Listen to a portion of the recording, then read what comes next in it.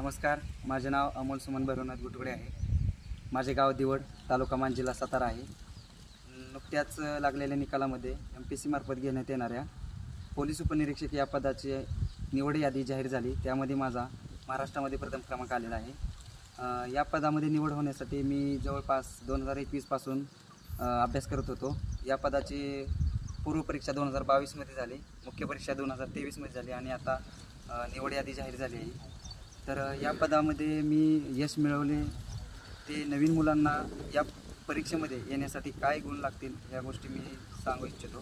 तर सुरुवातीला मुलांनी कोणताही बाव न करता परीक्षेची तयारी करावी आणि कठीण परिश्रम पण गरजेचे आहेत आणि सातत्य गरजेचे आहे.